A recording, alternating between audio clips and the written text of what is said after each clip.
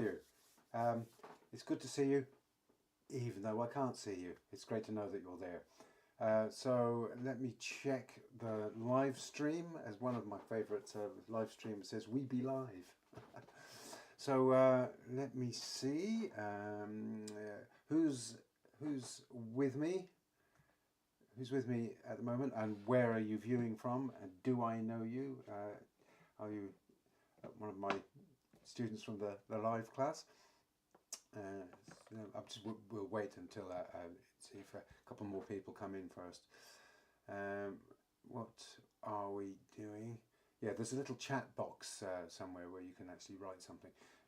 So do get in contact. It kind of greases the wheels, doesn't it? It helps me sort of believe to myself that there's actually somebody out there who's watching this stuff. Yeah, what do you think of the studio? It looks a bit blurry behind me, which might not be a bad thing to have a blurred background. Yeah, okay. I'm working on painting there. You can see it. It's kind of I've been doing a fair amount of this cubist sort of stuff lately, just because I've been enjoying it.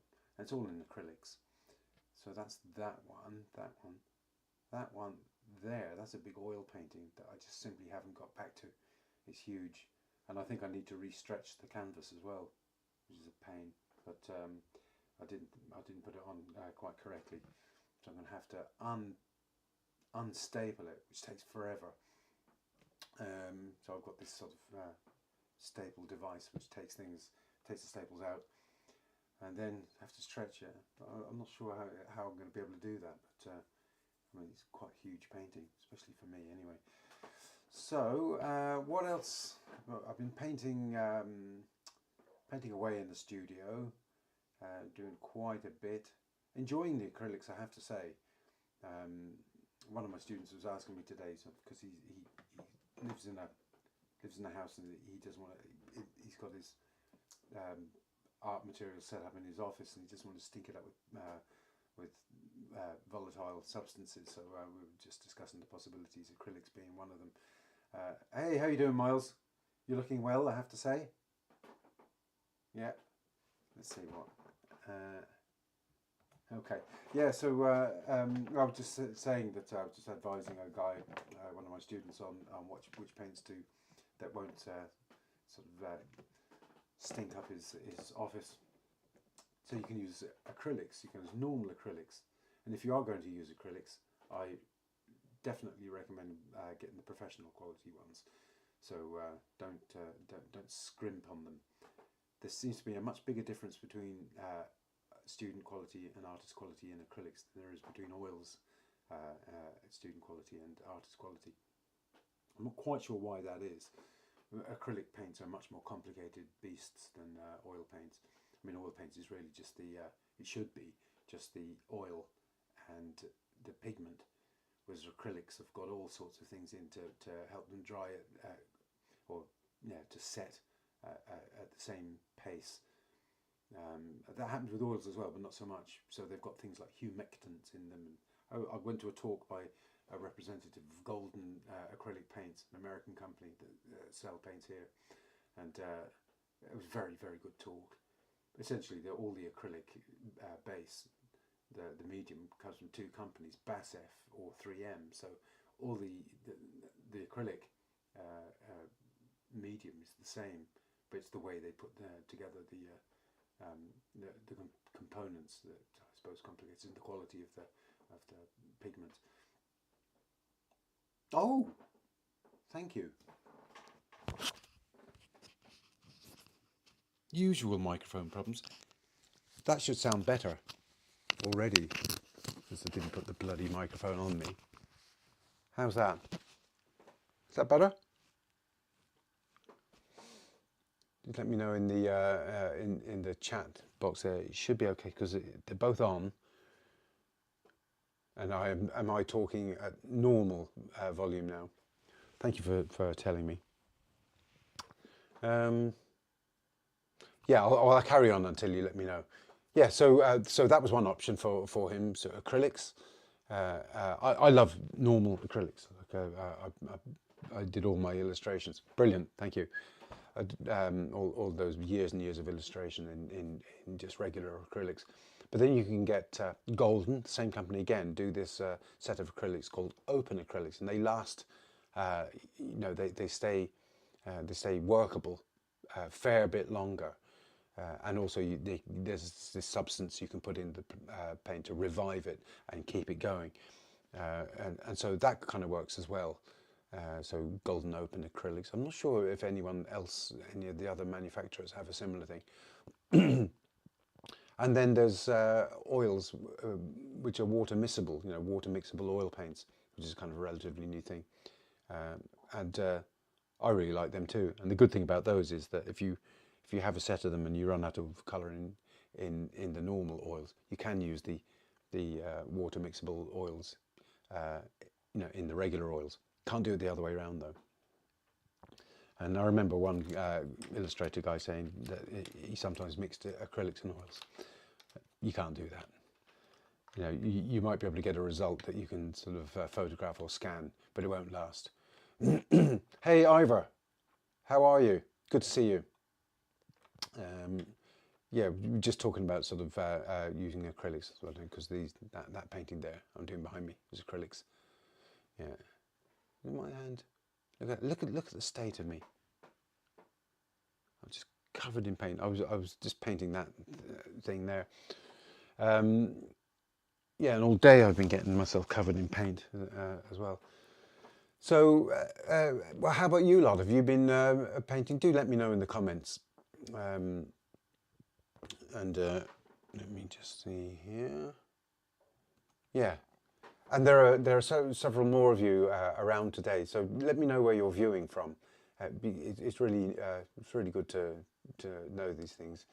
It makes me feel great to see. Sometimes we get people in from abroad. Well, I suppose you are abroad, really, aren't you? Apart from you, Ivor. Yeah. So so that was one thing. What else happened in the classes?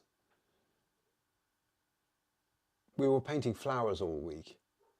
I decided to give my students a treat, because in my class I set the subject.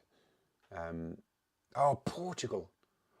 Oh, Maria, how Madureira. I'm sorry. I was my pronunciation. We went to Portugal last year. It's the first time I ever went. Second time actually. I went to Silves one time in the Algarve, just for a weekend, and but then we spent a couple of weeks there last year. It was gorgeous, very, very hot. What I loved about it was actually swimming in the Atlantic, and it was wild, huge waves. It was gorgeous though. I aim to go back. Sooner the better. I know what winter is like in Portugal. Lots of people in COVID, they went and worked in Lisbon to work in Ireland. I thought it was a great idea. West Virginia. Oh, you're painting. All right, I hope you're not painting what I'm going to paint. I presume that you're painting your own stuff there. What are you actually painting? Still life or something? Yeah, okay. That's what I'm going to do. So look, everybody, it's nice to meet you, the new people, and it's great to have the old hands back as well. So let me just show you what I'm going to. I'm kind of rubbing my hands together like Uriah Heep. Shouldn't do that. Now let's see. So that's what I've got in front of me. Okay. Oils on craft paper. Oh yes. Hey PM, how are you doing? Good to see you. Canada. And we'll go back to the teacher. Yeah. Good to see you. It's nice to have you back. Now that's an interesting thing. Oils on craft paper. And are you preparing the oils? Are you preparing the craft paper for oils, like putting a gesso on it, or are you painting directly onto the craft paper? Because I would imagine that the oil would just sort of soak into the paper. I haven't done that myself. Whenever I've painted on paper, I've always put a gesso onto the paper to stop it leaching through into the paper. Yeah. A landscape. Yeah. Okay. you doing the landscape in front of you, or are you doing it in the studio? I suppose you must be doing it in the studio. Yeah, yeah. Hang on, let me see. PM. Canada is stunning. Is that because of the autumn or the fall colours in the forest? Is it? I can imagine you sort of in a kind of, what was it, a shotgun shack with your bearskin hat on. Anyway, all right. So, oh yeah, I showed you what I was going to paint, which is a still life of a little vase with flowers. I showed you the photograph, which is that one, but I've actually got the thing in front of me, and so I'm going to actually be referring to both of them because, and so you might get a little bit of an alteration in the angle because I find it impossible to actually photograph the same angle that I'm seeing with my own eyes. I don't know why that is, but okay, yeah. Well, that's what I was thinking would happen. That it goes chalky. I wonder. I mean, because you're not doing painting to actually, for posterity there, I suppose. Because when it goes chalky like that, I suppose the paint surface can become quite brittle. Because if the oil soaks away, you aren't going to get the same how would you call it, oxidization and crystallization of the oil, I would imagine. Because oil, I mean, it's linseed oil, isn't it? It's what we used to make putty and varnish out of. And I suppose if a lot of it soaks away. I wonder, does that have the added benefit, though, of actually making the thing adhere to the paper more? I don't know. It's interesting. All that kind of science stuff. There's a website called, what's it called? It's very good. It's an American site. Painter. Anyway, you have to look it up yourself, but a lot of people got an awful lot of knowledge about the chemistry and the science of painting. A 36-inch TV, bloody hell! I wonder what the quality is like. I see, because what I'm using here is really old technology. What I've got is those Logitech webcams. I've got them sort of put up on. Well, if you can see, look, you can see there's one there. Look there. So I mean that's a good 10 years old, and what I've just pointed at, the one that's pointing at me, that's another Logitech painter. It's a bit better than the other one, and I've got another one pointing at the work. But it's all kind of old technology. I've kind of cobbled this together out of old stuff, really, and then a friend helped me sort of with the computer end of it, because you need quite a lot of power to operate cameras. Oh, crikey, Ivor, that's very kind of you. Thank you very much for that. I feel all sort of, I don't know what to do. I feel all unnecessary. Yeah. Degas painted direct to paper. Yeah. That's interesting, yeah. I mean, people do all sorts of things, don't they? Francis Bacon used to use emulsion paint and then paint on the backs of the canvases, so the unprepared side of the canvases, and so whatever about sort of making sure things last, by using all the correct materials and ways. Maybe it's not as important as you think. Yeah, it's interesting. So what kind of unusual surfaces? I painted on a metal surface one time. I thought that was kind of unusual. It's kind of an anodized steel, I think I was painting on, and it was lovely and smooth, and it had this kind of gorgeous finish to it, and it was easy to paint on, and the oils seemed to sat on it very well. But I noticed there the other day when I took it down that it was really easy to scratch the surface of the paint. And who used to paint that? The Spanish painter. What's her name? With the unibrow. Yeah, she painted some paintings directly onto metal as well. Yeah, TV's old. It's great what you can do, isn't it, with a few bits of wire and everything like that. So what I'll do is I'll just show you the palette, and then I'll. Okay. So move this around a bit. All right. I don't know why that. There. Free to colour. Thank you. That's it. Because when my head is actually occupied with all this stuff, so you know, I find it very hard to sort of think of anything sort of outside of what I'm actually trying to do. Let's move this around a bit. There. So there's my palette. Today, I'm using these oil colours. So they're the Winsor & Newton. Some of them are Winsor & Newton Artist Quality. Up to now, I've been using Griffin Alkids. Let me just get something here for a second. That's the palette. That seems to be a little bit out of focus.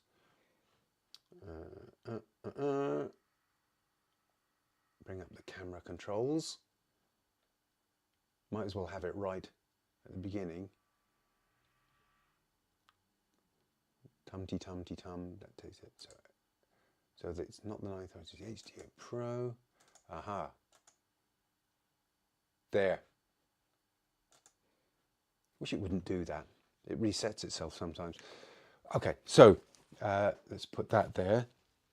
So titanium white. There's kind of as close to the usual colours as I could get in this range. Now the yellow isn't. This is Old Holland, I think, and I've had it so long.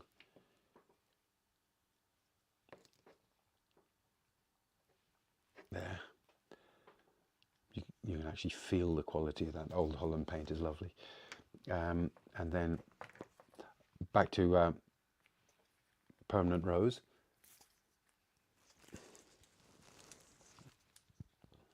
Yeah, this hasn't been opened in a while.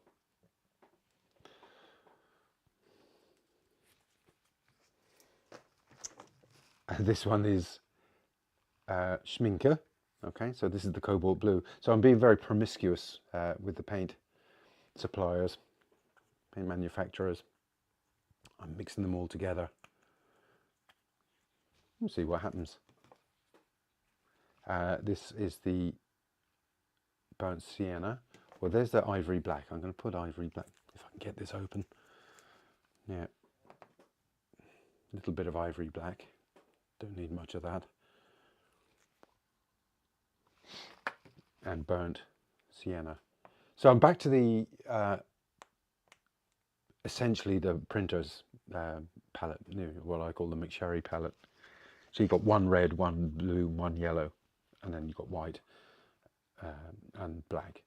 So those are like the printer's colours, as they kind of behave like them, and that's just for the darkest darks.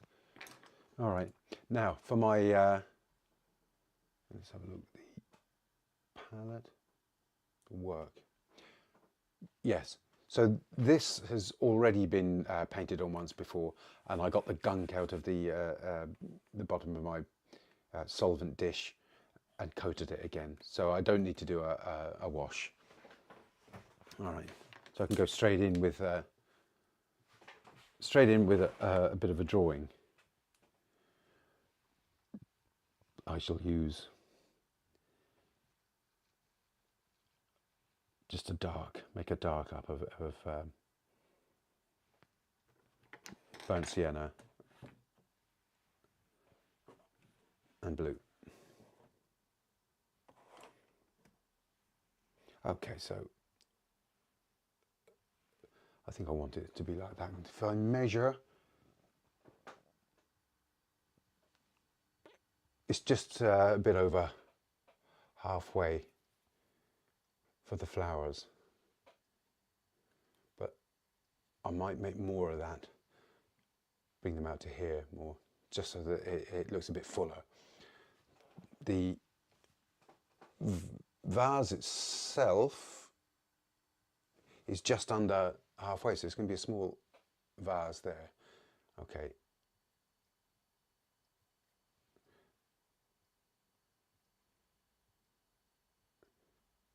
I'm going to allow myself to not make it too accurate. No, not to be sort of over. I don't know what you call it. Overly precious about the shape of it. Okay, so that's the shadow, and then we've got the stalks, and the shape is essentially a kind of a truncated triangle.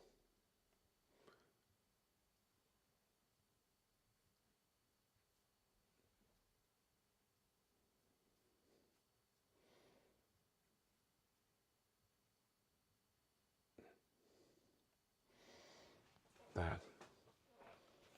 Okay.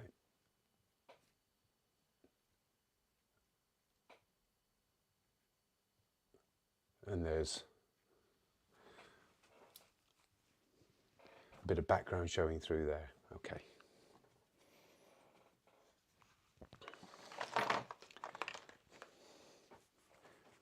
Did you do any painting this week, Ivor? You should swing by the class one time and have a chat. I suppose you can't really. Maybe Wednesday evening, because you'll be finished work then. Okay, so I need a bit of a horizon, and that's all dark for me. And then we've got the blue bottle, blue glass. Okay. So what I'm going to start off with is the star of the show, the flower heads. So I'm going to mix up this yellow. I've even got a little bit of oil with me today in here, because I suspect that Old Holland paint is very, very, very dense. I'm going to add a little bit of red to it.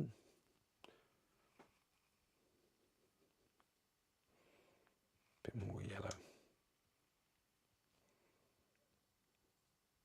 Okay, and then just make a little touch of black into, so I'm taking off to the side there, to give me a bit of a cooler, darker shadow part. And I'm going to fill that in there.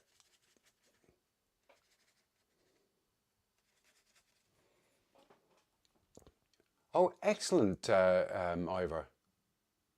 That's not a bad run. That's brilliant. We could encourage each other. Because left to my own devices, I have a tendency to just laze around and not do anything. It's how I got where I am today. Right, and now I'm going to put in some of the part that's in light there.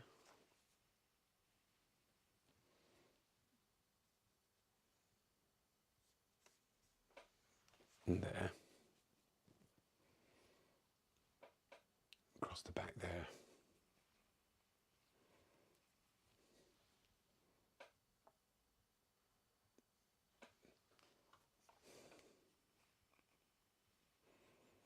I couldn't read on the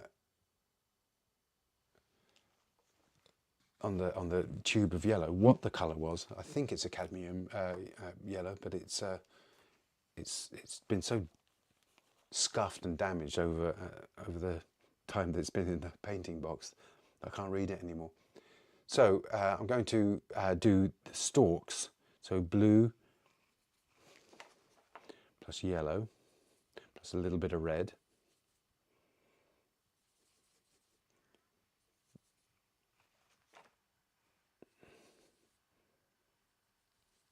Yeah. I'll block that in. Block that.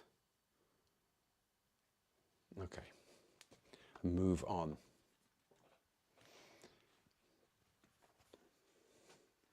I'm going to do the foreground actually first, so I'm going to grab some yellow, some red, and then some blue, and some white.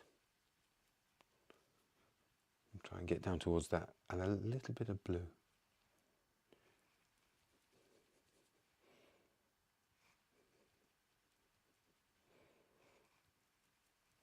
Okay, get that kind of manila colour, and then a little bit of black to make a shadow.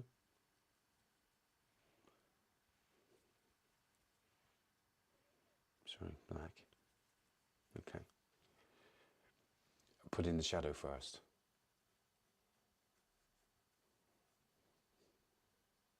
That comes across there like that.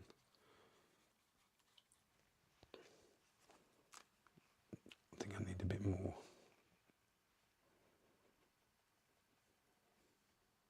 Bit of oil into it, lengthen the paint a bit.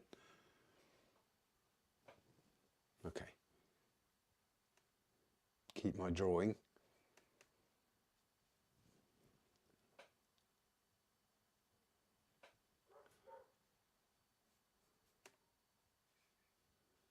Yeah, I'm gonna have a look at that too, PM. You should put the link up in the comments. Some red got into that, but what harm?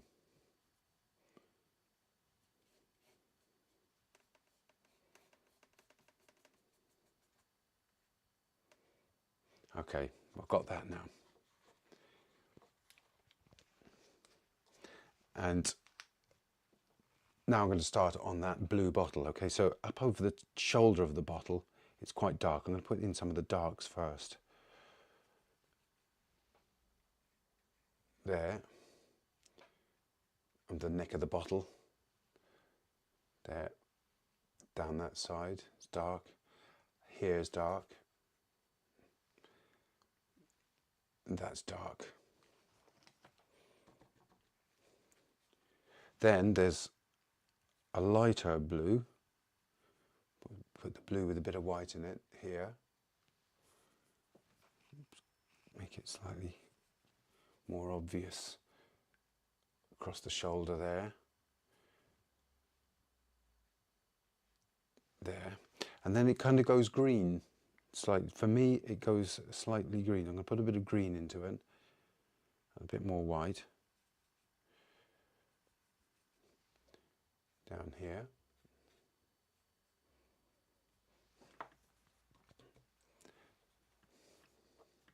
Now, this you can't see because I'm looking at the actual bottle, and for me, there's a bit of dark that comes down there like that.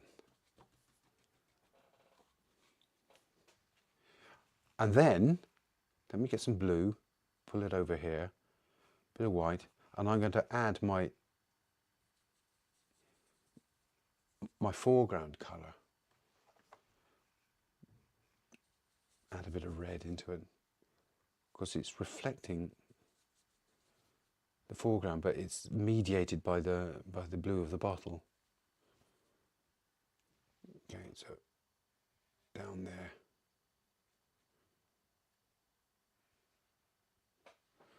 All right. Now I'm going to go back into the flowers.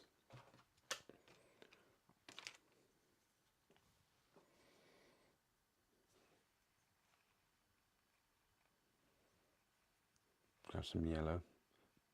Put a tiny touch of the red into it again. With a bit of oil so to lengthen it, so I can't. It's hard to pick it up off the palette. It's so dense, this Old Holland paint. I think my daughter bought that for me for a couple of Christmases ago, and I couldn't bring myself to use it. So I'm going to start putting in some strokes just to describe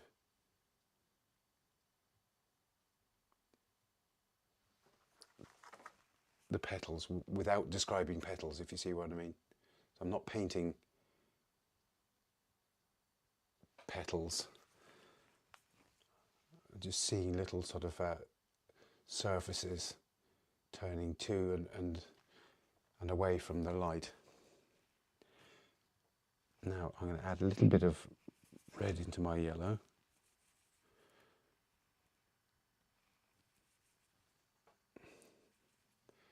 And it kind of goes redder here, warmer. Must be picking up some warm light from one of the bulbs here, and even here.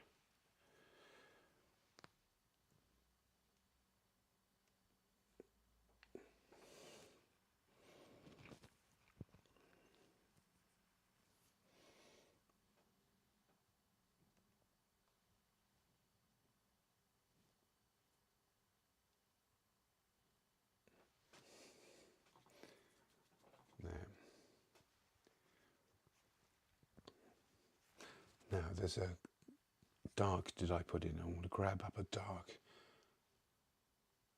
Let's put that there.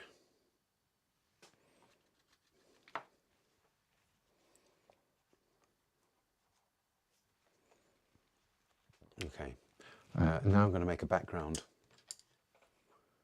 So I'm going to make it blue, bluish, blue-grey, I think.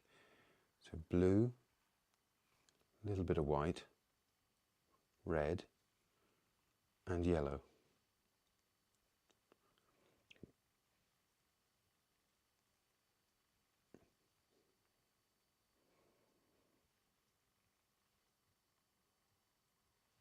Bit of oil in it to lengthen it. I think I'm going to add in some burnt sienna as well. I want to make it dark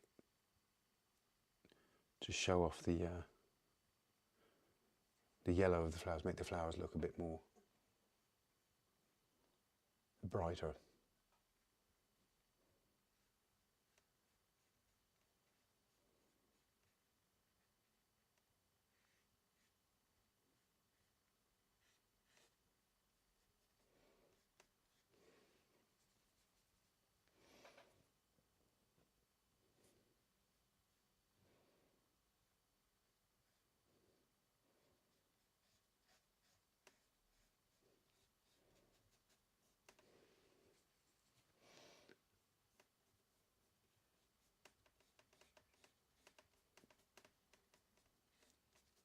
So just fill this area up here, sculpt that down.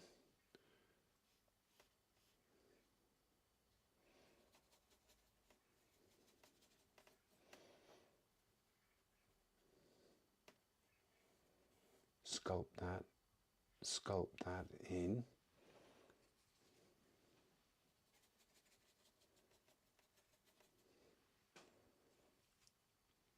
Did you get that link, PM? Will it go into the actual, into the chat?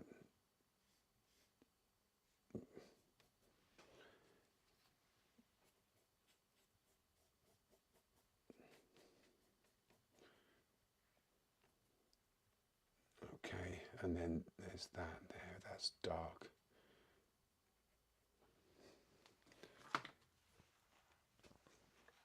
Okay, I think I need to make a little bit more of that.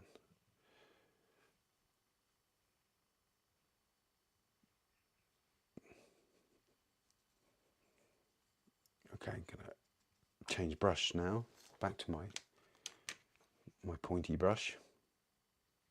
Add a little bit of oil. Okay, and now we're going to start creating the petals.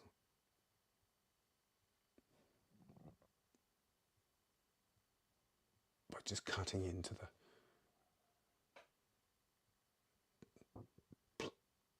the block.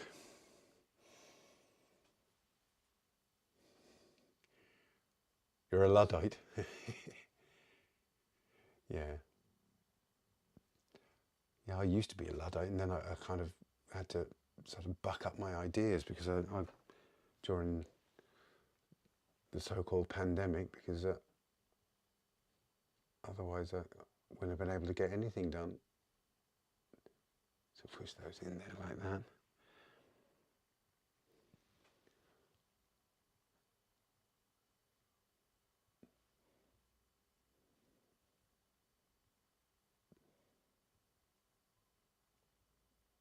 There. And then even there a little bit.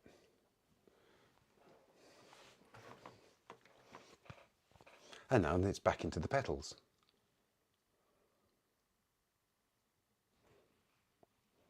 I need some more yellow.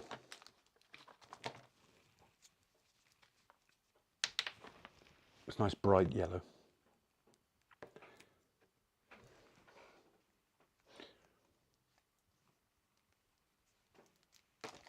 Grab some of that yellow, bit of oil. Make sure my brush is cleaner than that.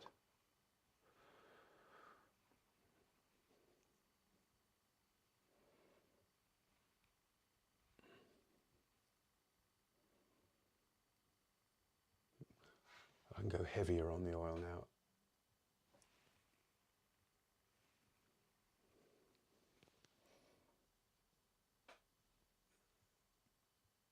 And leave the paint on.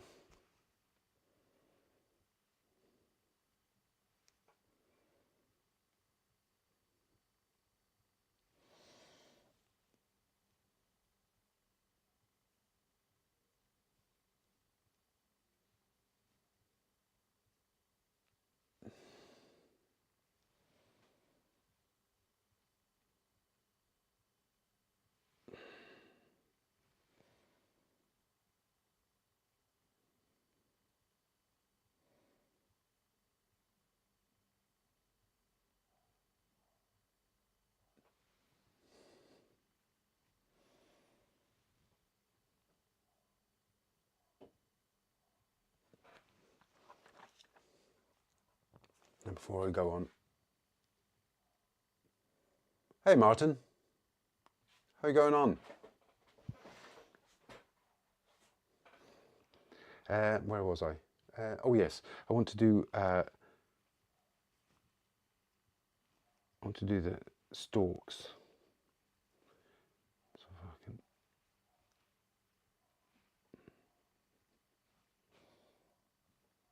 kind of a greyish green.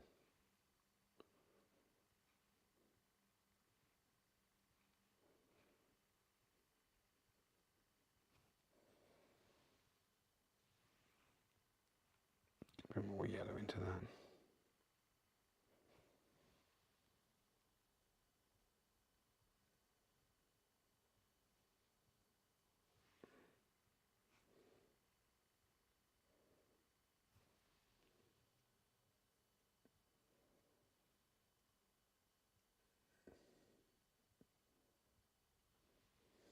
Okay, go back to the bottle.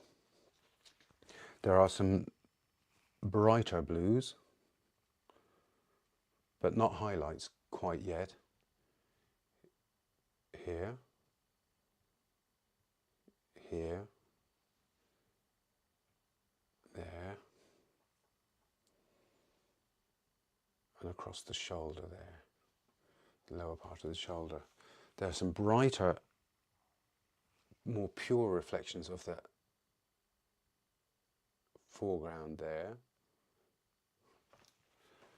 and maybe even a little bit of a redder one.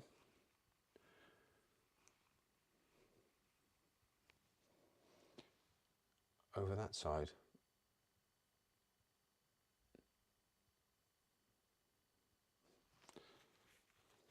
Okay, there's a deep dark underneath.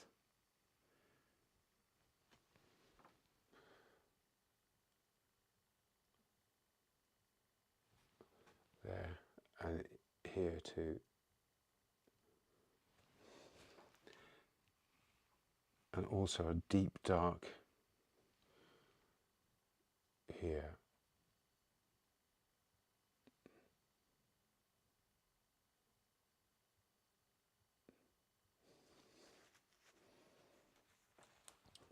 I need to push in the neck of the bottle there.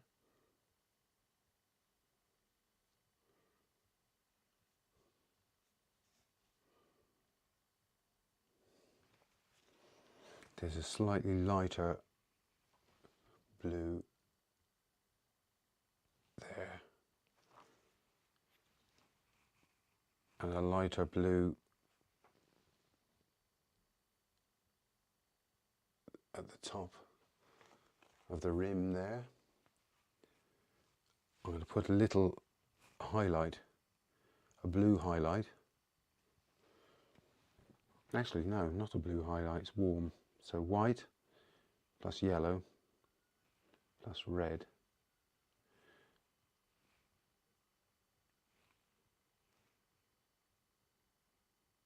It's kind of pinkish, golden colour.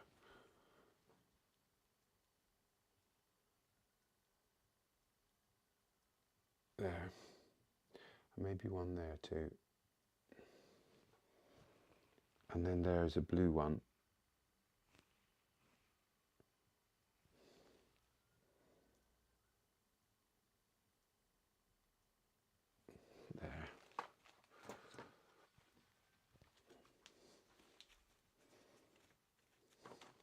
Okay, back to the petals.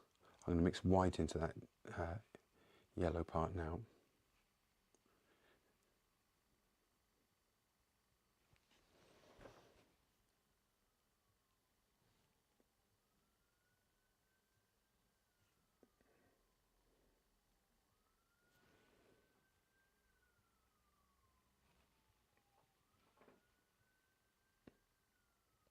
You find it hard to gather up that old Holland paint.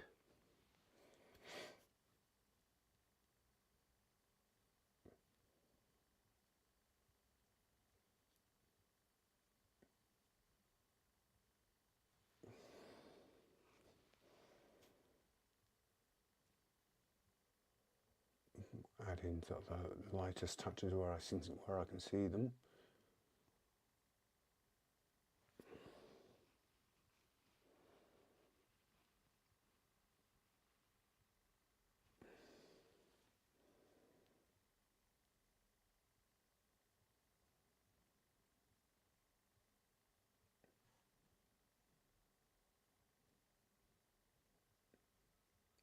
They're not as bright over there.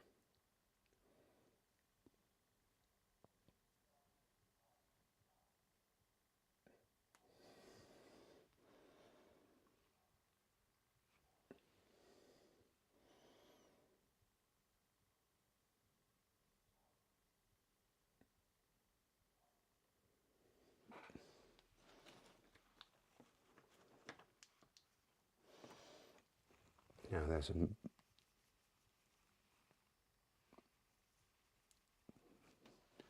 deeper shadows in here.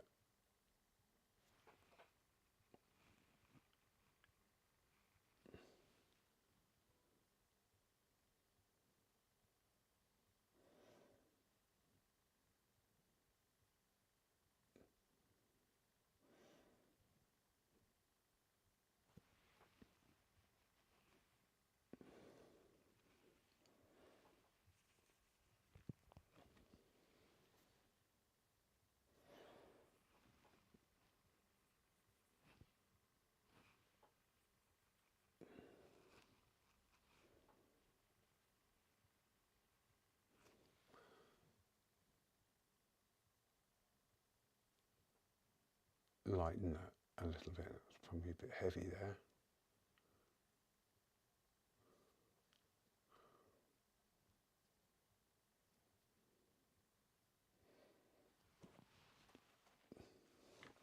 And there are some deeper red points. Just put a bit of red in that.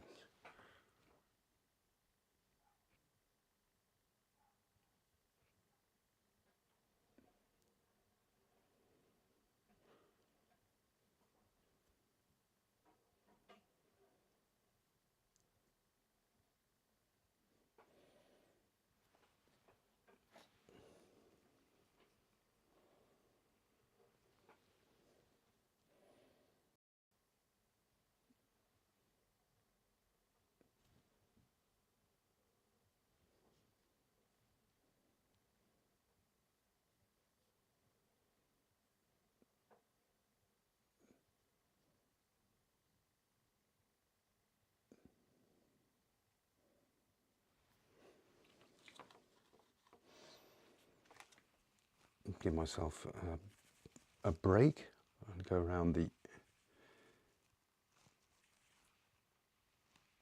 the foreground.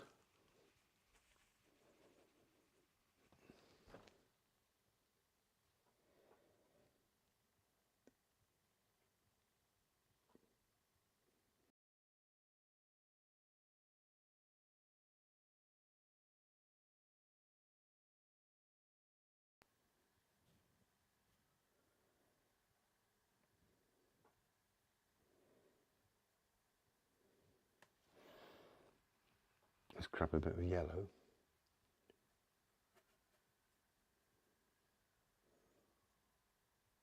Put that down there. Grab my shadowy part.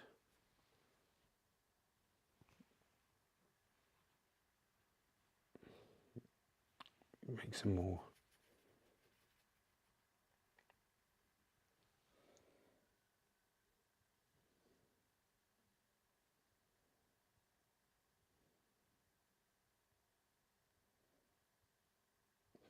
join that up there.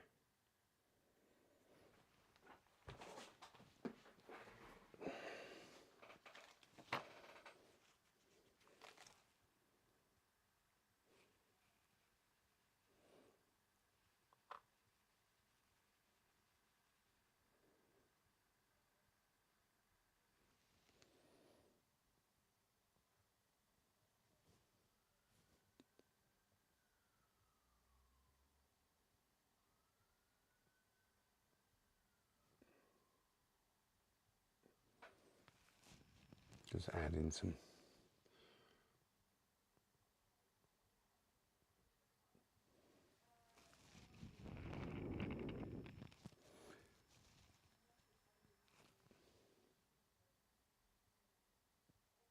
could be a month of Sundays doing this.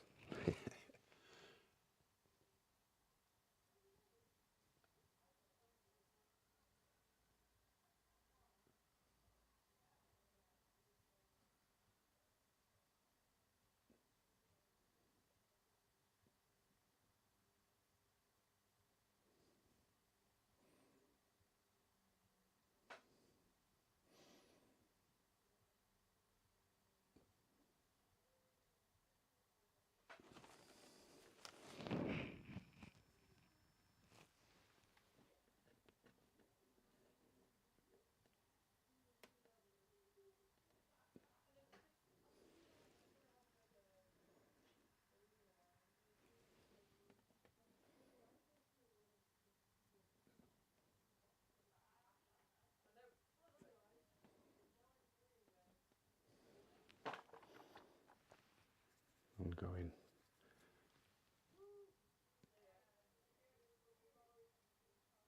Back into the outside of the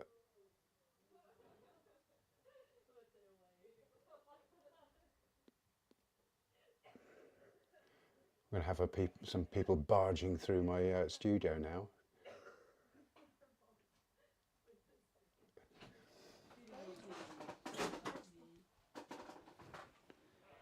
Okay.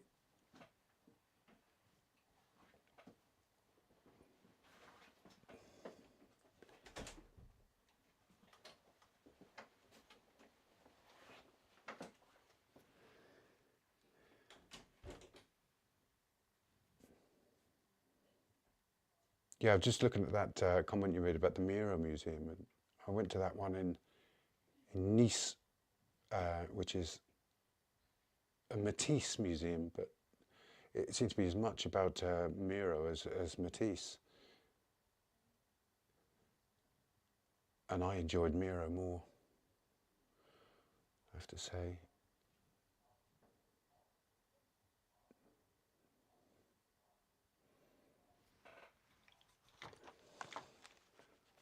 I'm going to break up some of this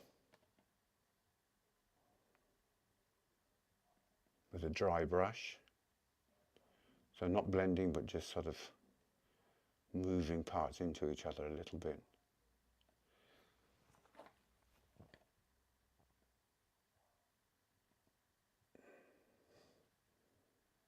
Break up that line.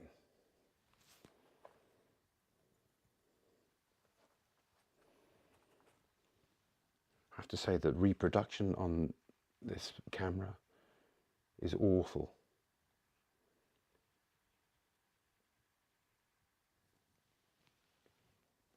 It's the dullest camera that I've seen. The other, I think I might swap my cameras around, but that can't be for this week because it takes too long to do it.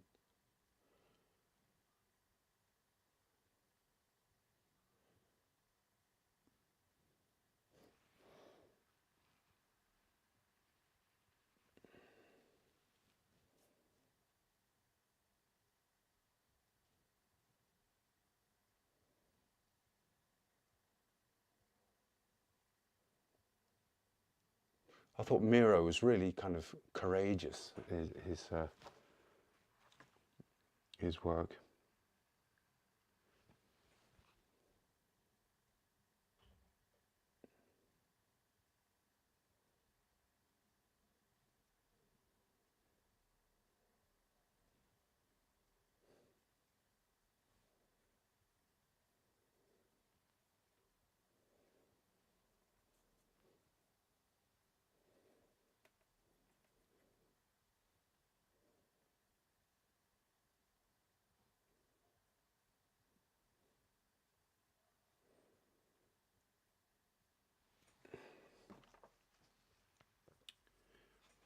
push that in, don't I?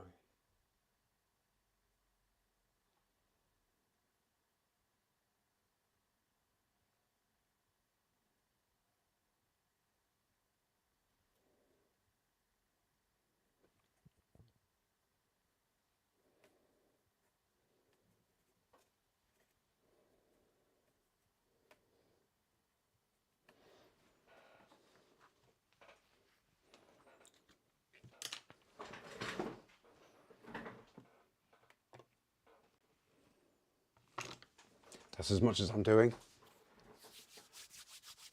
Let's have a look at that. What you've written. Miro Museum in Barcelona. Yeah, there would be in Barcelona. What's sexy? Miro. Miro's work. I suppose it is. I didn't think of it in those terms. But yes. So there we are. That's the colour of the other camera is not up to it. I'm going to have to change that. I'm going to have to change that camera. That was expensive, that one as well. Don't like that. So, oh,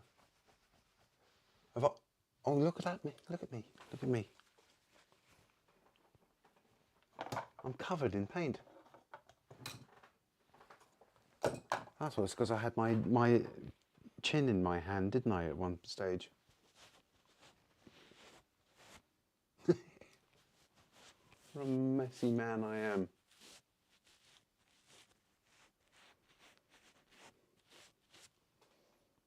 It's a bit better. So how are you all?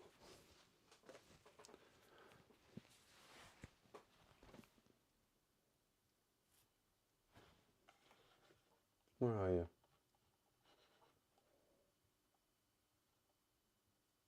Yeah, Miro. I was surprised to be influenced by him, actually, because hitherto I hadn't really sort of given him much thought, and I kind of was more in admiration of, people like Van Gogh and Degas and people like that, more than that kind of stuff. When things started getting too sort of too outlandish, but after seeing that thing in Nice, I was really impressed. I thought, especially this huge painting that I saw that they had there, and the fact that it was so free. And it made me want to go home and paint, for example, that thing, which could be seen as meaningless twaddle, but it actually does mean something to me. It's just that I'm not going to tell anyone what it actually means, because that would be unfair. Yeah. So you've all gone very quiet. Yeah.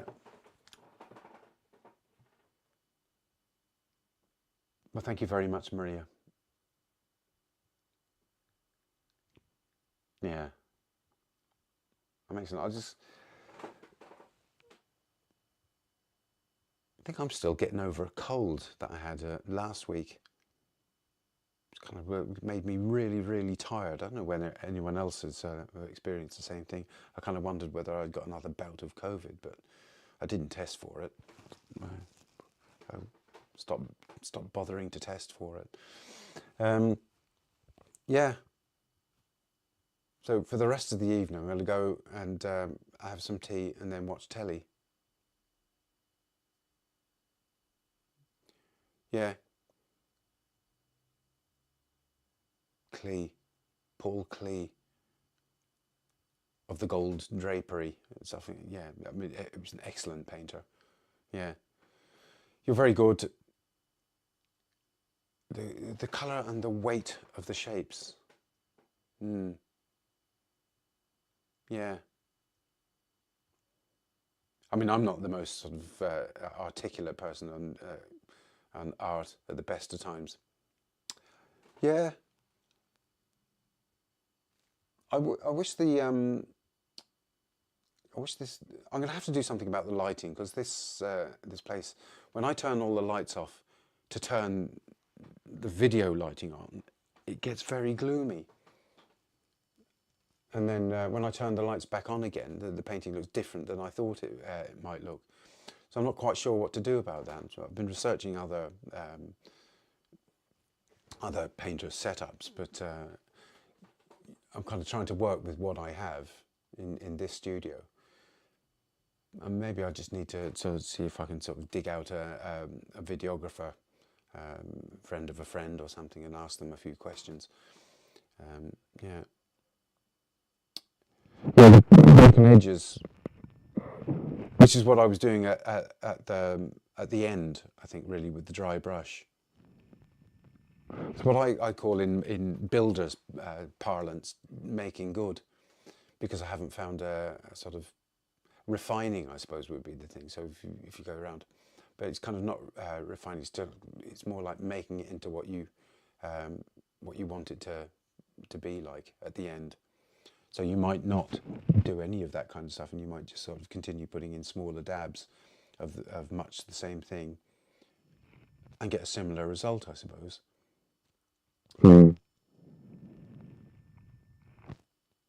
Yeah, that's it. So thank you all for coming along. Let me see what's there. Yeah. Yeah, so, yeah, I mean, what else is there to say? What shall I do next week, I wonder? I have to figure out. It's probably what I do with the class, because we were doing flowers this week. I had all these sort of flowers that I bought in the local supermarket. To be honest, they all look as if they've been sort of fed food colourings. Kind of supermarket flowers, and then they always look a bit as if somebody's turned up the contrast on them or something. Yes, so thank you very much for coming along. I mean, all the paintings start exactly the same way as far as I'm concerned. I suppose even sort of that kind of thing, it starts in roughly the same way anyway.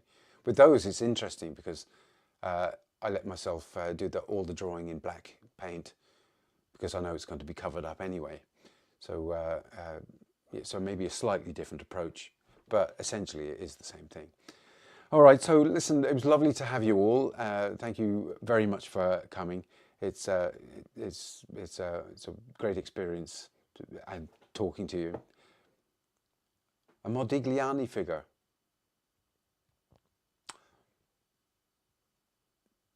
I don't know. Let me think about that one, Miles.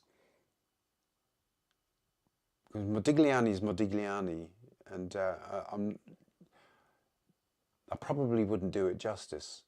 I mean, what was it about Modigliani figures? It was the simplicity, I suppose, and I'd rather